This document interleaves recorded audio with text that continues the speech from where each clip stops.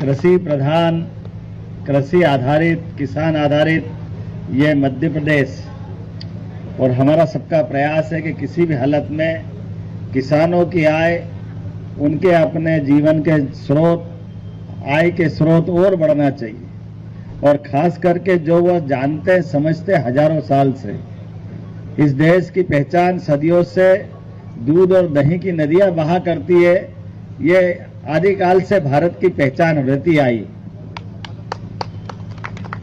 और इसी नाते से हमारे अपने जब किसानों के लिए पर्याप्त पानी, खेती की आमदनी के लिए सारे प्रबंध कर रहे हैं और कृषि विकास दर 25% से आगे चली गई, अब उसके बाद भी हमको और आगे बढ़ाना है। और आगे बढ़ाना तो अपने बीच में एक बड़ा किसान की आय बढ़ाने का दूसरा साधन वर्षों से पशुपालन, दूध उत्पादन यही था। और इस पशुपालन, दूध उत्पादन में सहकारिता के माध्यम से बड़ा दर्द होता है कि हमारे जो दुग्ध संघ से जुड़े हुए वो किसान और प्राइवेट सेक्टर से जो उनके बीच में अंतर आता है। अब प्राइवेट सेक्टर के लोग, प्राइवेट दूध डेयरियां, उनका अपना व्यवहार, उनका तरीका और सहकारिता के माध्यम से हमारे अपने देश के अंदर कई सारे राज्य हैं जिसमें बहुत आगे बढ़े।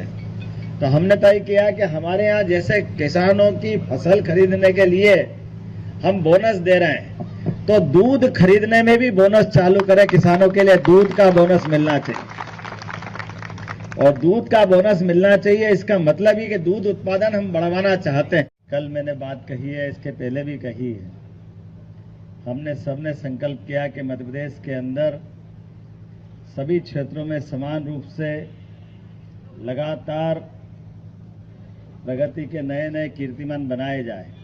हमने लक्ष्य किया है कि नेशनल डेयरी डेवलपमेंट बोर्ड के माध्यम से हमारे अपने सभी दुग्ध संघ, क्योंकि जब दूध पे बोनस देंगे तो दूध बहुत बड़ी मात्रा में आएगा, तो जब बड़ी मात्रा में दूध आएगा तो ये दूध को खपाने के लिए हमारे दुग्ध संघ की क्षमता भी तो बढ़ना चाहिए। इनके अंदर के यंत्रों की, संयंत्रों की, मशीनों की, इनके उत्पादों की, उनकी खरीद बिक्री की बाकी व्यवस्था भी, ये सब बदलना चाहिए। इसीलिए आधुनिक नवीनतम संसाधनों के साथ सरकार वो भी मदद करेगी। लेकिन ये भी बात सही है कि जब हम आगे बढ़ने की बात कर रहे हैं नेशनल डेयरी डेवलपमेंट के माध्यम से, कई राज्यों में उन्होंने बहुत अच्छा कर दिया है, तो हम अपने राज्य को भी उनके जरिए जोड़ करके आगे बढ़ रहे हैं। लेकिन हमने दो शर्त रखी है। एक शर्त, हमारे साथ काम करने वाले कोई भी अधिकारी, कर्मचारी या अपने आउटसोर्स के लोग बाहर मत करना, वो जो रहेंगे अंदर काम करते रहे, ये पहली शर्त है। किसी के भी जीवन में और 4 आदमी काम पे लगा लो, ये चलेगा, लेकिन किसी आदमी के जीवन में ये कष्ट नहीं आए कि उसको इससे कोई तकलीफ आ जाए।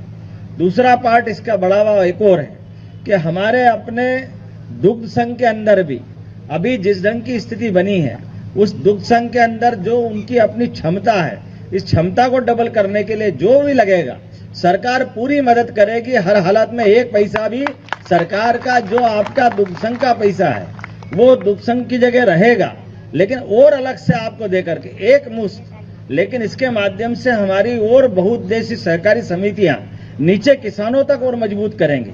अभी काफी गैप है, उस गैप को भरने की जरूरत। उदाहरण के लिए कभी देखता हूं, किसानों की साइड से बुरा मत मानिएगा, तो दुग्ध संघ दे रहा 7 रुपए फैट और किसानों को प्राइवेट सेक्टर से मिल रहा 8 रुपए फैट।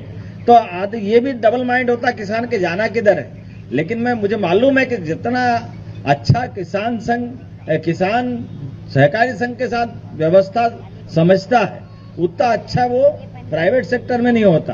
प्राइवेट वाले चाशनी लगी हुई मिठाई खिलाते हैं और उस चाशनी भी सेकने वाली रहती, आगे क्या होता है भगवान जाने। लेकिन हमारा अपना सहकारी संघ शुद्ध रूप से किसानों के जीवन में मददगार रहता है। इसलिए सहकारी संघ को मजबूत बनाना ये हमारी जरूरत है और इसीलिए एक अभियान लगाया हमने। और अभियान में ये बात रखी है कि जितने भी करोड़ चाहिए, हजारों करोड़ चाहिए, 2000, 5000, हम सब देने को तैयार हैं। लेकिन हमारे अपने सभी दुग्ध संघ के सारे संघ, सहकारी संघ नीचे तक अपनी ताकत बढ़ाए। और आखिर बढ़ाने का मतलब है केवल सहकारी संघ नहीं, उससे प्रभावित होने वाला जो किसान है उसके जीवन में बदलाव आए। वो इसलिए बहुत सारी योजना भी ला रहे हैं। उदाहरण के लिए कई सारी योजना ला रहे हैं कि अब अपने दूध के उत्पाद के लिए, खास करके जैसे गोवंश का है, तो गोवंश के मामले में भी, भैंस के मामले में भी, दूध डेयरी के मामले में जो नई तकनीक हो सकती है वो बहुत सारी योजना। दोस्तों नमस्कार। अभी आप लोगों ने सुना है मध्य प्रदेश के नए मुख्यमंत्री डॉक्टर मोहन यादव जी का बड़ा भाषण। आज उन्होंने कहा है कि जैसे कि हम धान गेहूं पर बोनस देते हैं, इसी प्रकार हम पशुपालकों को भी बोनस देने का हमारी सरकार ने निर्णय लिया है। वो कहते हैं कब तक आपको बोनस मिलेगी, सारी जानकारी हम आपको बताने वाले, वीडियो के अंत तक बने रहिएगा। वीडियो छोटा सा है। तो दोस्तों जैसे उन्होंने कहा है कि हमने आज संकल्प लिया है कि मध्य प्रदेश में सभी क्षेत्र में समान रूप से प्रकृति के नए कीर्तिमान बनाए जाएंगे। कृषि प्रावधान मध्य प्रदेश में किसानों को आय बढ़ाने का बड़ा प्रावधान वर्षों से पशुपालन एवं दूध उत्पादन रहा है।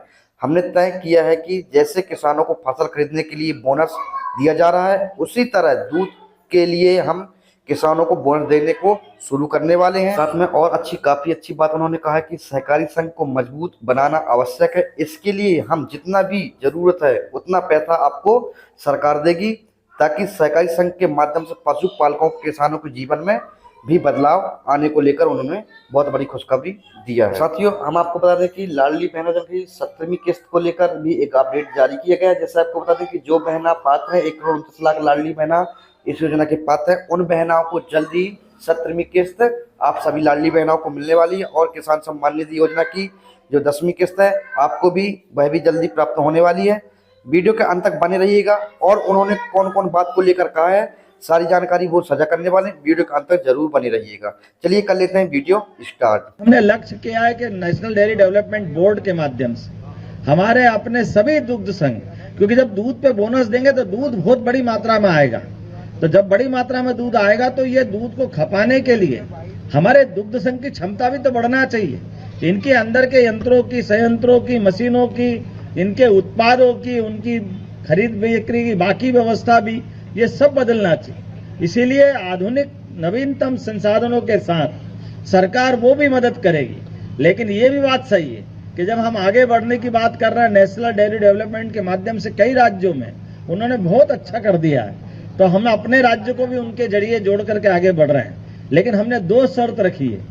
एक शर्त, हमारे साथ काम करने वाले कोई भी अधिकारी, कर्मचारी या अपने आउटसोर्स के लोग बाहर मत करना, वो जो रहेंगे अंदर काम करते रहे, ये पहली शर्त है। किसी के भी जीवन में और 4 आदमी काम पे लगा लो, ये चलेगा, लेकिन किसी आदमी के जीवन में ये कष्ट नहीं आए कि उसको इससे कोई तकलीफ आ जाए। दूसरा पार्ट इसका बढ़ावा एक और है कि हमारे अपने दुग्ध संघ के अंदर भी अभी जिस ढंग की स्थिति बनी है, उस दुग्ध संघ के अंदर जो उनकी अपनी क्षमता है, इस क्षमता को डबल करने के लिए जो भी लगेगा सरकार पूरी मदद करेगी। हर हालत में 1 पैसा भी सरकार का, जो आपका दुग्ध संघ का पैसा है वो दुग्ध संघ की जगह रहेगा, लेकिन और अलग से आपको दे करके एक मुश्त। लेकिन इसके माध्यम से हमारी और बहुउद्देशीय सहकारी समितियां नीचे किसानों तक और मजबूत करेंगे। अभी काफी गैप है, उस गैप को भरने की जरूरत। उदाहरण के लिए कभी देखता हूं, किसानों की साइड से बुरा मत मानिएगा, तो दुग्ध संघ दे रहा 7 रुपए फैट और किसानों को प्राइवेट सेक्टर से मिल रहा 8 रुपए फैट, तो ये भी डबल माइंड होता किसान के जाना किधर है। लेकिन मुझे मालूम है कि जितना अच्छा किसान सहकारी संघ के साथ व्यवस्था समझता है, उतना अच्छा वो प्राइवेट सेक्टर में नहीं होता।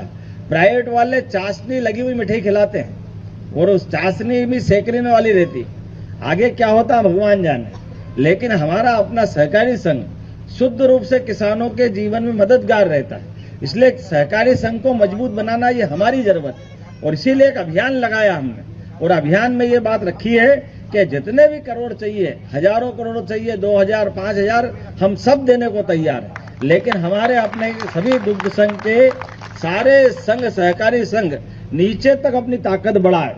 और आखिर बढ़ाने का मतलब है केवल सहकारी संघ नहीं, उससे प्रभावित होने वाला जो किसान है उसके जीवन में बदलाव आए।